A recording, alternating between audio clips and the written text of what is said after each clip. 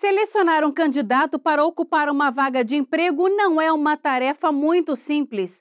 Muitas empresas realizam a seleção em várias etapas e pedem diversos documentos antes de fazer a contratação.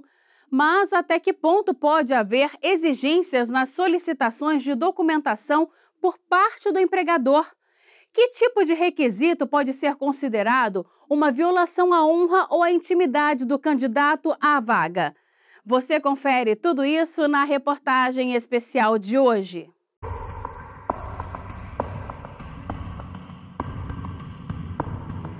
Anúncios que assustam, de tão constrangedores parecem piadas de mau gosto. Aqui uma mulher procura uma babá magra para caber no carro. Na proposta de emprego postada em uma rede social, a oferta era de R$1.000 para 15 dias trabalhados. Ainda no anúncio, havia uma série de exigências. Dentre elas, a pessoa deveria ser discreta e educada, ter boa aparência e ser magra. Neste outro caso, também publicado nas redes sociais, para trabalhar em um food truck, a candidata à vaga teria que ser bonita, comunicativa e desinibida. E se a futura contratada fosse inteligente e divertida, ganharia mais R$100 e a gasolina.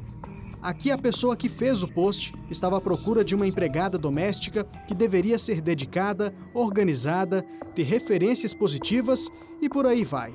Mas o que chama a atenção é quando quem anuncia trata do pagamento. Prefiro falar de custo quando me provar seu valor. Quem está em busca de emprego também usa a internet para tirar dúvidas sobre o que pode e o que não pode ser exigido no processo seletivo. Neste caso, uma pessoa questiona um dos requisitos para ocupar vaga em uma clínica odontológica. No post, a pessoa conta que recebeu um e-mail solicitando o envio de fotos da arcada dentária. Conversamos com a mulher que fez a postagem nas redes sociais. Ela preferiu gravar por telefone e contou como se sentiu na hora que recebeu o e-mail. Eles me responderam dizendo que o meu currículo tinha sido selecionado, porém, para dar seguimento no processo seletivo, eu precisaria enviar umas fotos conforme o modelo que eles me enviaram. E até então eu não sabia que era para trabalhar numa clínica de dentista, né? Aí lá nessas fotos eram uma foto do meu rosto, outra foto do meu sorriso e mais umas 6 fotos da minha arcada dentária. Mesmo se tratando de uma clínica odontológica, você achou estranho, né? Sim, achei estranho porque eu nunca tinha ouvido falar em algo parecido, né? Geralmente, assim, quando isso é usado por um critério para escolher um candidato, no meu ponto de vista, eu acho que isso deve ser feito de uma forma mais discreta, numa entrevista pessoalmente, não através de fotos enviadas por e-mail. E aí você desistiu dessa vaga? Sim, eu desisti desse processo seletivo. E as situações constrangedoras não aparecem apenas no anúncio de vagas. Elas também podem ocorrer pessoalmente, bem naquela hora de maior nervosismo, a entrevista de emprego. É sentado frente a frente com o entrevistador que o candidato à vaga se vê diante de uma situação que, em alguns casos, pode gerar desconforto.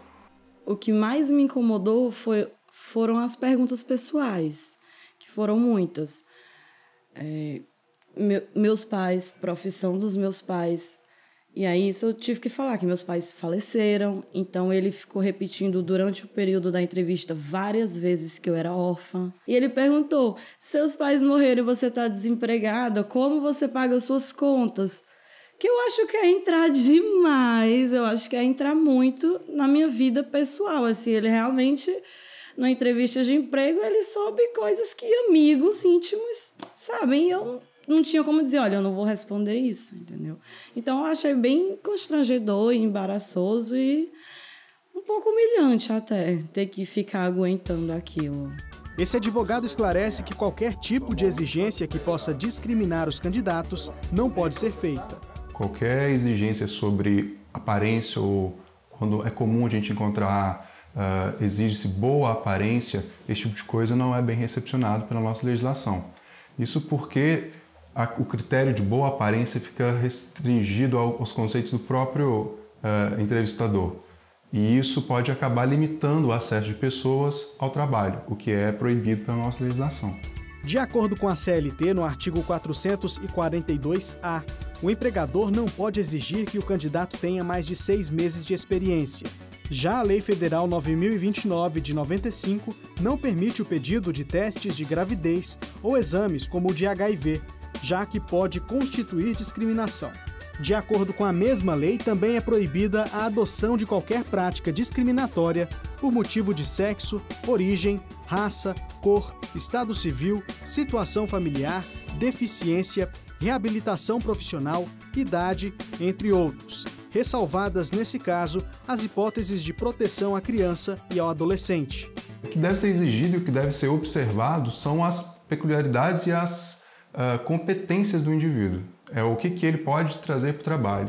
No momento da contratação, as empresas podem solicitar alguns documentos, mas isso nas últimas etapas do processo de seleção. Os documentos mais comuns são RG, CPF, título de eleitor, comprovante de residência, comprovante de escolaridade, certificado de alistamento militar, no caso de candidatos do sexo masculino, atestado de saúde ocupacional, certidão de nascimento, caso o empregado seja solteiro, ou certidão de casamento. E o mais importante, a carteira de trabalho.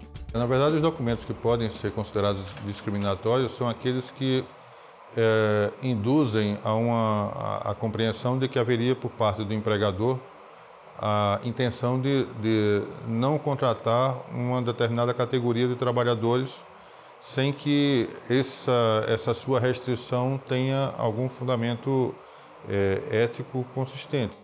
O ministro ressalta que o candidato que se sentir lesado por exigências abusivas em seleções de emprego pode reivindicar os direitos. O ministro lembra que a Constituição Federal assegura que pode haver reparação e indenização não apenas em casos de dano material, quando o empregado sofre prejuízo por causa da conduta do empregador, mas também quando a empresa causa algum constrangimento para o candidato à vaga.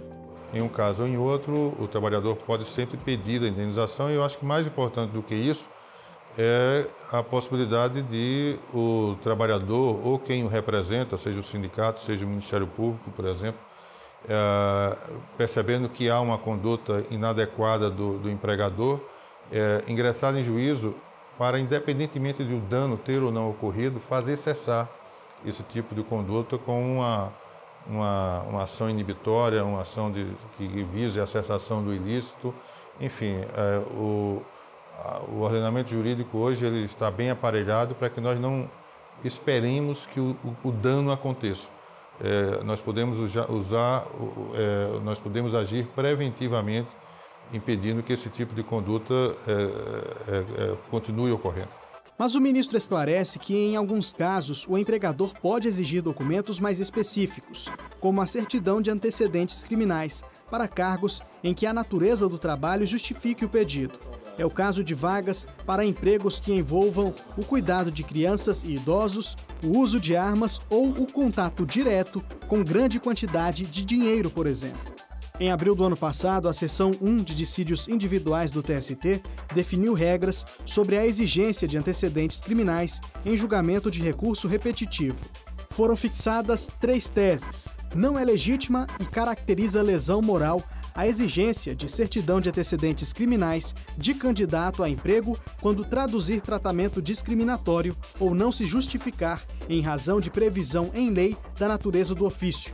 A exigência de certidão de candidatos a emprego é legítima e não caracteriza lesão moral quando amparada em expressa previsão legal ou justificasse em razão da natureza do ofício ou do grau especial de confiança exigido, como os empregados domésticos, por exemplo. A exigência da certidão de antecedentes criminais, quando ausentes alguma dessas justificativas, caracteriza dano moral. O que a jurisprudência fixou foi que somente naqueles casos em que as tarefas que serão cometidas ao trabalhador, que serão exigidas do trabalhador, tiverem alguma correlação com algum delito possível, então, se o trabalhador vai lidar com dados bancários, né, dados supostamente sigilosos, telefônicos, o que quer que seja, de clientes do empregador, em princípio o empregador pode fazer essa exigência, a exemplo também do que pode acontecer com o empregador doméstico em relação ao empregado que vai cuidar de sua sua residência, de filhos, de pessoas idosas.